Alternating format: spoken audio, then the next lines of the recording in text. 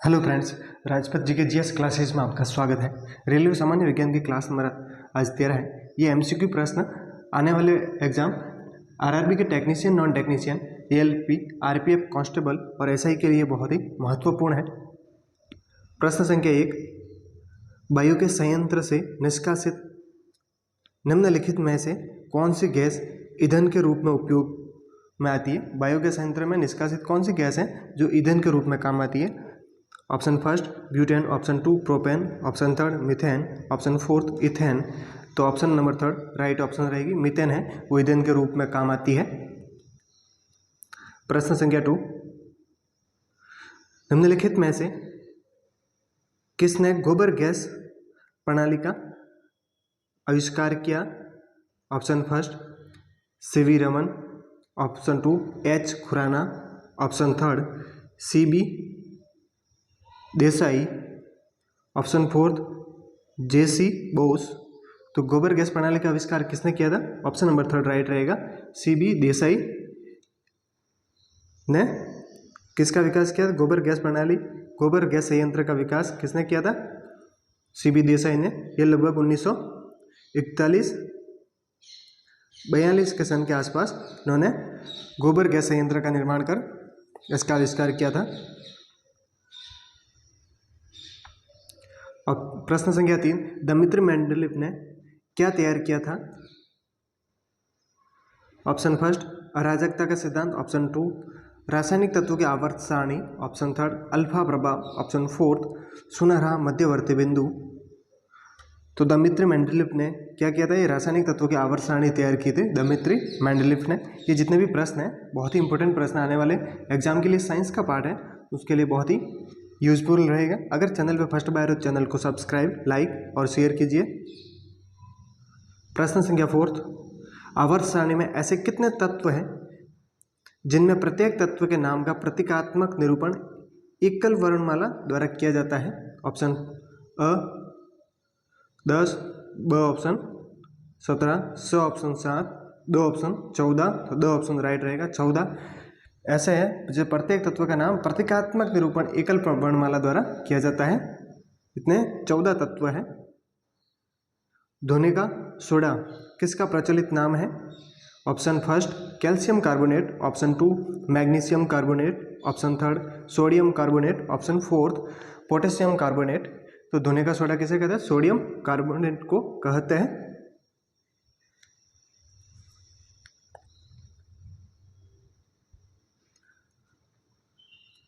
NaCl किसका रासायनिक सूत्र है।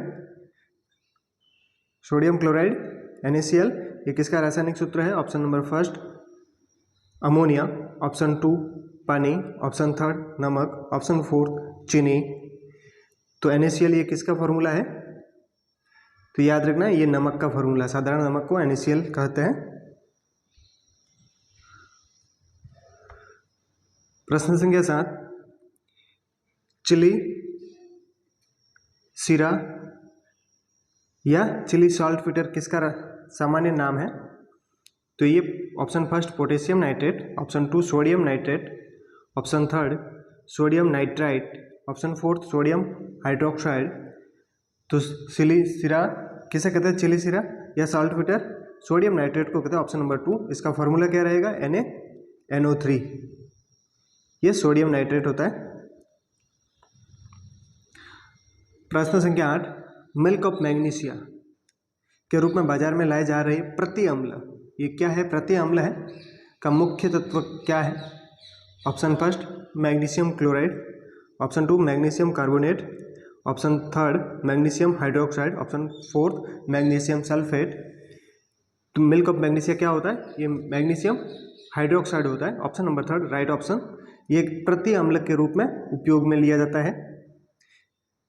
इस 50 प्रश्न की श्रृंखला में 50 में से आपके कितने राइट हुए उसके भी आप साथ साथ में ट्राई किया करो, जिससे आपके तैयारी की परख भी हो जाए साथ साथ में। प्रश्न संख्या 9, पृथ्वी की भूपर्पटी में सबसे ज़्यादा पाया जाने वाला धातु कौन सा है। Option first zinc, option two तांबा, option third aluminium, option fourth लोहा। तो पृथ्वी की भूपर्पटी में सबसे ज़्यादा पाया जाने वाला धातु कौन सा है, तो ऑप्शन थर्ड राइट रहेगा एल्यूमिनियम। प्रश्न संख्या 10, एल्यूमिनियम के संबंध में निम्नलिखित में से कौन सा कथन सही नहीं है? ऑप्शन फर्स्ट, एल्यूमिनियम हाइड्रोक्साइड प्रकृति से एम्फोटेरिक होता है। ऑप्शन 2, एल्यूमिनियम प्रकृति में स्वतंत्र अवस्था में रहता है।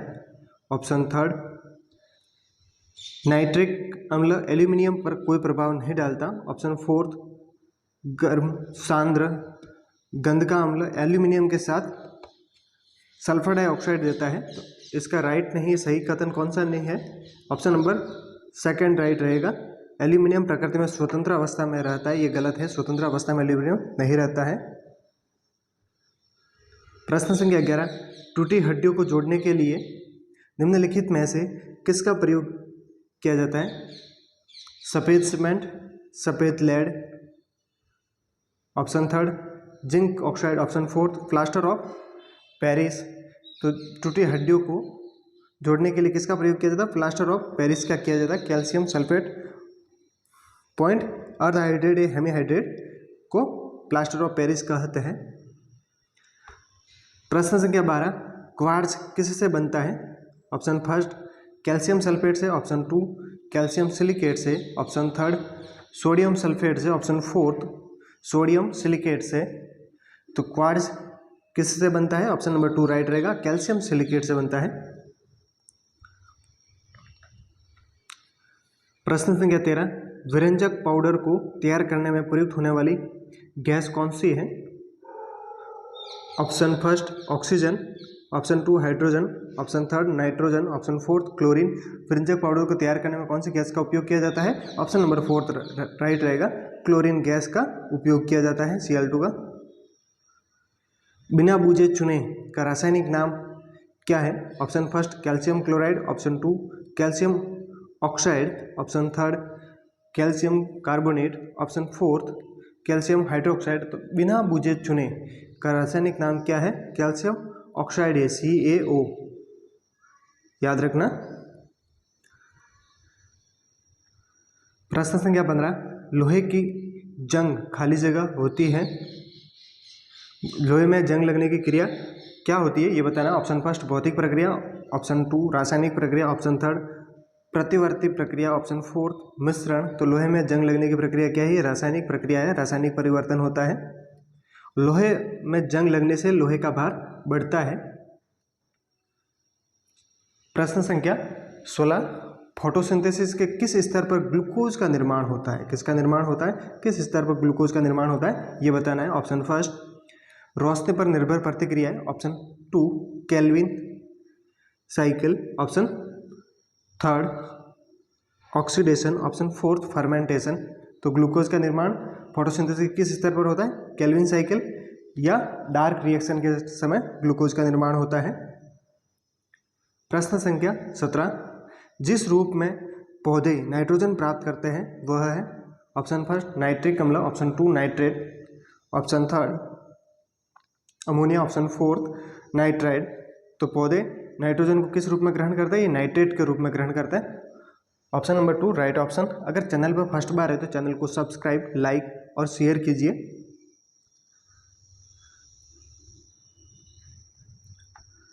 प्रश्न संख्या 18, गन्ने का लाल सड़न किसके कारण होता है? कारण बताना है। Option first, Colletotrichum falcatum. Option 2, Cercospora personata. Option third, alternate. Option fourth, Phytophthora एम्पेस्टस। तो ऑप्शन नंबर फर्स्ट राइट रहेगा, गन्ने का लाल सड़न रोग। ये क्या है? रोग है। क्या है? रोग है एक टाइप का। ये किस कारण से होता है? कोलेडोट्राइकम फैलकेटम। गन्ने का लाल सड़न भी आ सकता, सड़न भी आ सकता है। कौन सा? गन्ने का लाल सड़न रोग। ये आरआरबी 2016 में पूछा गया था। कब पूछा गया था? आरआरबी 2016 में पूछा गया था। प्रश्न संख्या 19, पारिस्थितिक तंत्र के दो घटक कौन से हैं? घटक बताने हैं पारिस्थितिक तंत्र के। ऑप्शन फर्स्ट खरपतवार और सूक्ष्म जीव, ऑप्शन टू पौधे और जीव, ऑप्शन थर्ड पौधे और प्रकाश, ऑप्शन फोर्थ जैविक और अजैविक। तो पारिस्थितिक तंत्र के दो घटक कौन से? जैविक और अजैविक पारिस्थितिक तंत्र के दो घटक हैं। प्रश्न संख्या 20, निम्न में से कौन सा आहार श्रृंखला का निर्माण करते हैं? तो खाद्य श्रृंखला है, आहार श्रृंखला है, उसका निर्माण कौन सा करता है? यानी कि नीचे निम्नतम पोषी होगा, जैसे बढ़ता जाएगा एक दूसरे का भक्षण करता है, उसके स्तर में आपको ज्ञात करना है। ऑप्शन फर्स्ट घास, गेहूँ, आम। तो ये तीन तो है ही नहीं एक दूसरे के, तो श्रृंखला का निर्माण ये तो गलत हो गया। ऑप्शन टू घास, घास को किसने खाया? बकरी ने। बकरी को मानव इंसान खा सकता है, तो ये सही है। ऑप्शन थर्ड बकरी, बकरी को गाय नहीं खाती है, ये गलत हो गया। घास, घास को मछली नहीं खाती है, और ये बकरी, ये भी मछली को बकरी नहीं खाती है, तो ये भी गलत हो गया। तो ऑप्शन नंबर 2 राइट रहेगा। घास है, घास को बकरी ने खाया, बकरी को इंसान मानव ने खाया, तो ये आहार श्रृंखला का निर्माण हुआ। Option number 2 right option. प्रश्न संख्या 21, निम्नलिखित में से किस विकल्प का अर्थ प्राकृतिक या कृत्रिम रूप से जंगलों को पुनः स्थापना है? Option first deforestation, option two afforestation, option third reforestation, option fourth deforestation. तो option number third right option रहेगा। रिफॉरेस्टेशन का मतलब क्या होता है? प्राकृतिक या कृत्रिम रूप से जंगलों का पुनः स्थापना, जंगलों का पुनः स्थापना क्या कहलाता है? रिफॉरेस्टेशन कहलाता है, स्थापना। प्रश्न संख्या 22, खाली जगह प्रजातियां संकटग्रस्त प्रजातियों के IUCN द्वारा किए गए वर्गीकरण में शामिल नहीं है। लुप्तप्राय शामिल है, हानिकारक ये शामिल नहीं है, विलुप्त ये भी है, और असुरक्षित उनको भी शामिल किया गया है। तो ऑप्शन नंबर 2 राइट रहेगा, हानिकारक को शामिल नहीं किया गया है। प्रश्न संख्या 23, इकोटोन का अर्थ क्या होता है?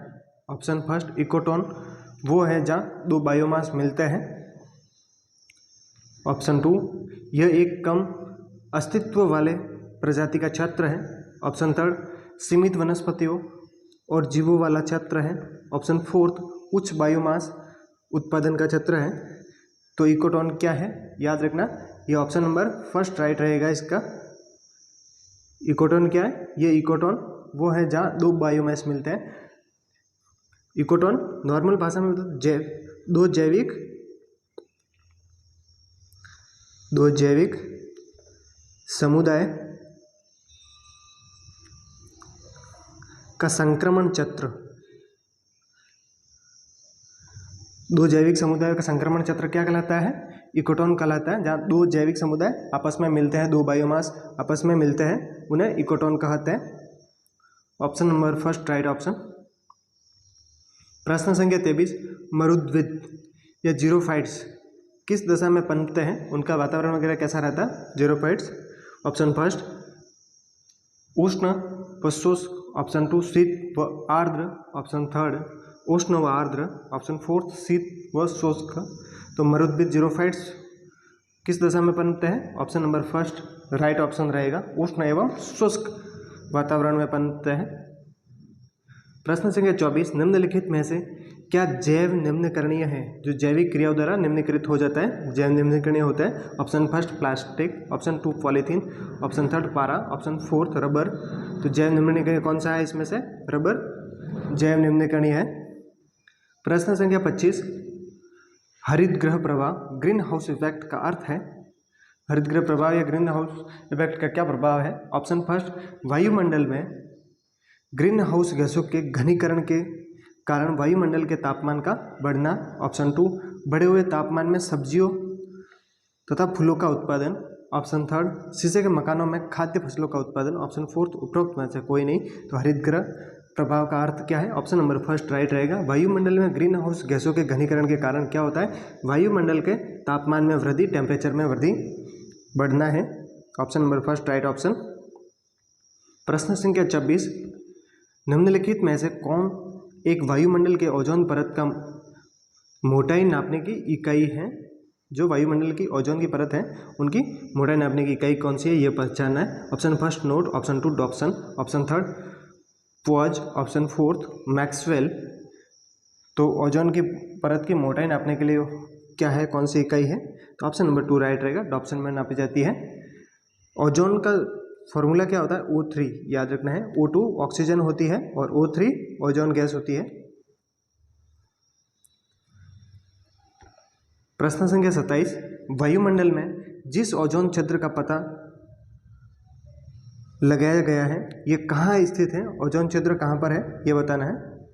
ऑप्शन फर्स्ट आर्कटिक महासागर के ऊपर, ऑप्शन टू अंटार्कटिका के ऊपर, ऑप्शन थर्ड अलास्का के ऊपर, ऑप्शन फोर्थ भारत के ऊपर। ओजोन छिद्र कहाँ पर है, ये अंटार्कटिका के ऊपर स्थित है, ऑप्शन नंबर 2 राइट ऑप्शन। अभी ये अंटार्कटिका के ऊपर स्थित है। अंटार्कटिका में ओजोन छिद्र निम्न में से किस मौसम में स्पष्ट रूप से दिखाई देते हैं, कौन से मौसम में अंटार्कटिका पे जो ओजोन छिद्र है वो स्पष्ट देखे जा सकते हैं। ऑप्शन फर्स्ट भीषण गर्मी, ऑप्शन टू पतझड़, ऑप्शन थर्ड सर्दी, ऑप्शन फोर्थ बसंत। तो ऑप्शन फर्स्ट राइट रहेगा, भीषण गर्मी में ओजोन छिद्र है वो अंटार्कटिका पर एकदम स्पष्ट देखे जा सकते हैं। प्रश्न संख्या 29, पेरोक्सी एसिटिल नाइट्रेट पेन क्या है, यह एक एसिडिक डाई है, ऑप्शन टू पादप हार्मोन है, ऑप्शन थर्ड गौण प्रदूषक है, ऑप्शन फोर्थ विटामिन है। तो पेरोक्सी एसिटिल नाइट्रेट क्या है, ये गौण प्रदूषक है, option number third right option. प्रश्न संख्या 30, जल उपचार संयंत्र में क्लोरामाइन के प्रयोग से क्या सुनिश्चित किया जाता है। ऑप्शन फर्स्ट स्वाद और गंध नियंत्रण को, ऑप्शन टू रिजर्वायर में खरपतवार को नियंत्रण में, ऑप्शन थर्ड विसंक्रमण को, ऑप्शन फोर्थ स्थायी कठोरता दूर करना। तो ऑप्शन फोर्थ राइट रहेगा। प्रश्न संख्या 31 उर्वरक के अत्यधिक प्रयोग से क्या होता है, उर्वरक क्या होता है, ये रासायनिक रूप से फैक्ट्री में बनाए जाते हैं। इनका अत्यधिक अगर प्रयोग किया जाए खेतों में या मृदा वगैरह में तो उस पर क्या प्रभाव पड़ेगा। ऑप्शन फर्स्ट मृदा प्रदूषण, ऑप्शन टू जल प्रदूषण, क्योंकि मृदा में छिड़कोगे वो जब बारिश होगी तो जल में फैल जाएंगे तो जल प्रदूषित करेंगे। वायु प्रदूषण, ऑप्शन फोर्थ उपयुक्त सभी। तो उर्वरक के अत्यधिक प्रयोग से उपयुक्त सभी, मृदा प्रदूषण, जल प्रदूषण और वायु प्रदूषण का खतरा बना रहता है। कहा जाता है कि ताजमहल मार्बल कैंसर से ग्रस्त है, ये मार्बल कैंसर क्या है। ऑप्शन फर्स्ट निकटस्थ उद्योगों से ताजमहल में धुआं भरना, ऑप्शन टू ताजमहल के मार्बल में बड़ी संख्या में कवक लगना, ऑप्शन टू कज्जल कणों के कारण मार्बल का पीला होना, ऑप्शन फोर्थ अम्लीय वर्षा जो मार्बल का क्षरण होता है। तो ऑप्शन फोर्थ राइट रहेगा, अम्लीय वर्षा के कारण जो मार्बल का क्षरण होता है उसे ही मार्बल का कैंसर कहते हैं। क्या कहते हैं, मार्बल का कैंसर कहते हैं। मार्बल कैंसर किसे कहते हैं, अम्लीय वर्षा के कारण जो मार्बल का क्षरण हो रहा है, मार्बल नष्ट हो रहा है, पीला पड़ रहा है, उसको मार्बल का कैंसर कहते हैं। प्रश्न संख्या 33, वायुमंडल में उपस्थित ओजोन परत अवशोषित करती है। ऑप्शन फर्स्ट कौन से गैसों को अवशोषित करती है, कौन से किरणों को। ऑप्शन फर्स्ट कॉस्मिक किरणों को, ऑप्शन टू इंफ्रारेड कैंसर को, ऑप्शन थर्ड अल्ट्रावायलेट किरणों को, ऑप्शन फोर्थ सभी किरणों को। तो वायुमंडल में उपस्थित जो ओजोन परत है ये क्या करती है, ये अल्ट्रावायलेट किरणों को अवशोषित करती है, option number third right option. प्रश्न संख्या 34, मानव जंतु विज्ञान नामांकन में किस भाषा का उपयोग किया जाता है। बॉटनिकल नेम वगैरह दिए जाते हैं उसमें कौन सी भाषा का उपयोग किया जाता है। Option first Latin, option two French, option third Spanish, option fourth Greek. तो ऑप्शन फर्स्ट राइट रहेगा, लैटिन भाषा का उपयोग किया जाता है। प्रश्न संख्या 35, निम्नलिखित में से कौन सा एक कोशिकीय जीव का उदाहरण, कौन से एक कोशिकीय जीव का उदाहरण कौन सा है, इसको पहचाना। Option first protozoa, option two arthropods, option third echinoderms, option fourth annelids. तो ऑप्शन फर्स्ट राइट रहेगा, जो प्रोटोजा है वो सभी एक कोशिकीय होते हैं। अमीबा किस प्रजाति के अंतर्गत आता है। Option first protozoa, option two annelida, option third porifera, option fourth platyhelminthes. तो अमीबा किस प्रजाति में आता है? ये प्रोटोजोआ आता है, एक कोशिकीय है। इसके साथ में एक प्रश्न बनता है कि अमीबा जो गति होती है वो किस काल से होती है?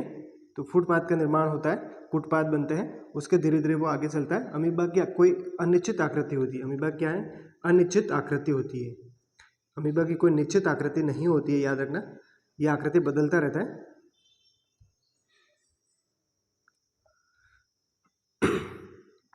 प्रश्न संख्या 37, जब एक कॉम्पैक्ट डिस्क सीडी सूर्य के प्रकाश में देखी जाती है तो इंद्रधनुष के समान उसमें क्या रंग दिखाई देते हैं? आपने कॉम्पैक्ट डिस्क सीडी को देखा होगा, जब सूर्य के प्रकाश में उसको रखा जाता है तो अनेक रंग दिखाई देते हैं सूर्य इंद्रधनुष के समान।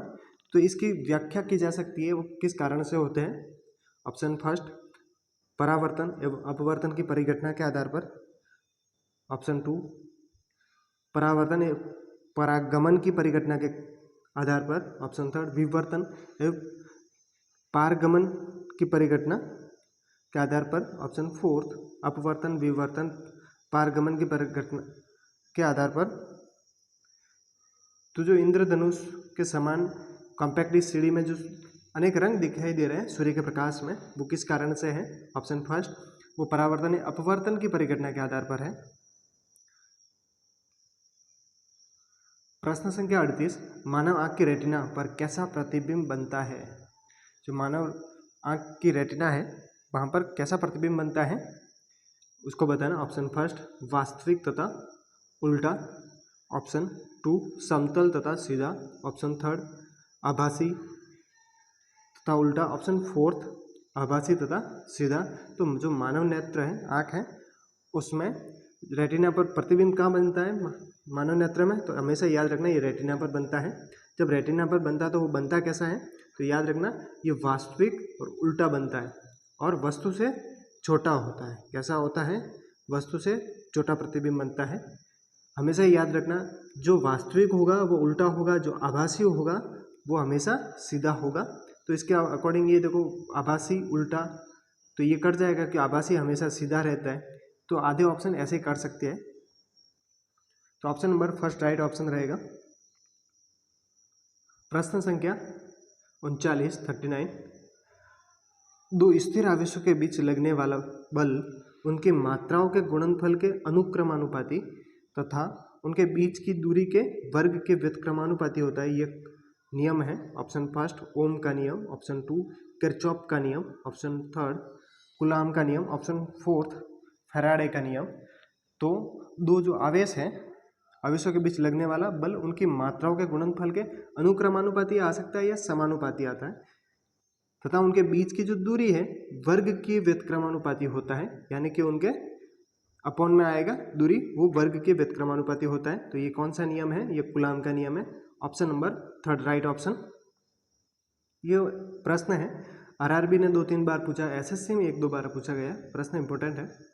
प्रश्न संख्या 40, किसी विद्युत परिपथ में इकाई धनावेश को एक बिंदु से दूसरे बिंदु तक ले जाने में किए गए कार्य द्वारा मापा जाता है। उन बिंदुओं के बीच किसी विद्युत परिपथ में इकाई धनावेश को एक बिंदु से दूसरे बिंदु तक ले जाने में किए गए कार्य को किस में मापा जाता है? उस बिंदु के बीच के। तो याद ऑप्शन फर्स्ट, प्रतिरोध को। ऑप्शन टू, विभवांतर को। ऑप्शन थर्ड, धारा को। ऑप्शन फोर्थ, विद्युत धारा के प्रबलता को। तो एक किसी विद्युत परिपथ में इकाई धनावेश को एक बिंदु से दूसरे बिंदु तक ले जाने में किया गया कार्य क्या है? ये विभवांतर है। ऑप्शन नंबर 2 राइट ऑप्शन रहेगा। प्रश्न संख्या 41, विद्युत फिटिंग्स में एक तार को क्या किया जाता है? भूसंपर्कित किया जाता है। इसका क्या कारण है? ऑप्शन फर्स्ट, यदि लघुपतन हो जाए तो धारा भूमि में चली जाएगी। ऑप्शन टू, इससे विद्युत का क्षय नहीं होता है। ऑप्शन थर्ड, यह विद्युत परिपथ को पूर्ण करता है। ऑप्शन फोर्थ, इससे विद्युत का उच्चावचन दूर हो जाता है।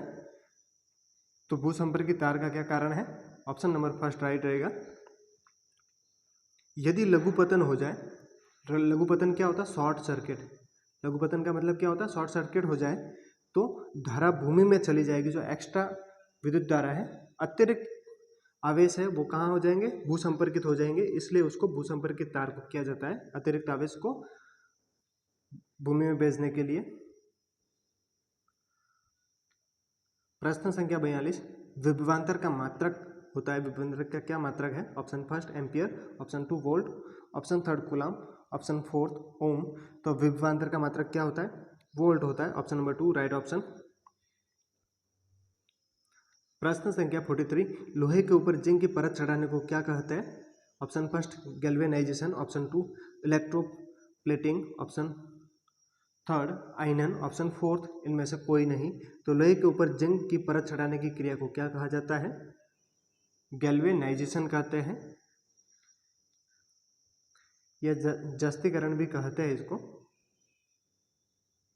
प्रश्न संख्या 44, वैद्युत अपघटन संबंधी नियम किसने प्रतिपादित किए थे? वैद्युत अपघटन संबंधी नियम किसने दिए थे, ये बताना है। Option first Ohm, option 2 Faraday, option third Edison, option fourth Volta. तो वैद्युत अपघटन संबंधी नियम किसने दिए थे? ऑप्शन नंबर 2 राइट रहेगा, ये फैराडे ने दिए थे। प्रश्न संख्या 45, एक शुष्क सेल में कौन सी ऊर्जा पाई जाती है? शुष्क सेल होते हैं उसमें कौन सी ऊर्जा होती है? ऑप्शन फर्स्ट यांत्रिक, ऑप्शन 2 विद्युत, ऑप्शन थर्ड रासायनिक, ऑप्शन फोर्थ विद्युत चुंबकीय। तो एक शुष्क सेल में कौन सी ऊर्जा होती है? रासायनिक ऊर्जा होती है। Option number third right option.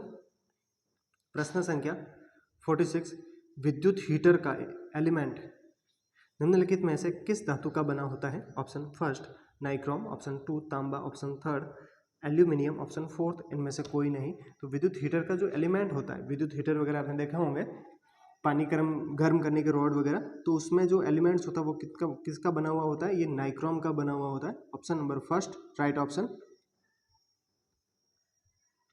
प्रश्न संख्या 47, ये कुछ कंप्यूटर के प्रश्न हैं। ईमेल का फुल फॉर्म क्या है? Option first electronic mail, option 2 electric भाषा, option third electromagnetic mail, option fourth इनमें से कोई नहीं। तो क्या ईमेल का फुल फॉर्म होती है? Electronic mail, option number first right option. प्रश्न संख्या 48, वीडियो मेल से हम क्या बेच सकते हैं? Option first graphics, option 2 video clips, option fourth video message, option fourth क्या सभी। तो वीडियो मेल से आप graphics, video clips, video message सभी भेज सकते हैं। तो ऑप्शन नंबर फोर्थ राइट रहेगा, ये सभी। प्रश्न संख्या 49, भारत की सिलिकॉन वैली कहाँ पर है? ऑप्शन फर्स्ट बेंगलुरु में, ऑप्शन 2 चेन्नई में, ऑप्शन थर्ड कोलकाता में, ऑप्शन फोर्थ हैदराबाद में। ऑप्शन फर्स्ट राइट रहेगा। भारत की सिलिकॉन वैली किसे कहा जाता है, कहाँ है? ये बेंगलुरु में है। आज का लास्ट प्रश्न, www का पूर्ण रूप है, फुल फॉर्म क्या है? Option first web working window, option 2 window world wide, option third world wide web, option fourth world working web. तो www के फुल फॉर्म क्या होते हैं? ऑप्शन थर्ड राइट रहेगा, world wide web, option number third right option. ऐसे प्रश्न देखने के लिए चैनल को सब्सक्राइब, लाइक और शेयर कीजिए। ये जितने भी प्रश्न हैं बहुत ही इंपॉर्टेंट है। आने वाले आरआरबी के परीक्षा, आरआरबी की कौन कौन सी? Technician, non technician,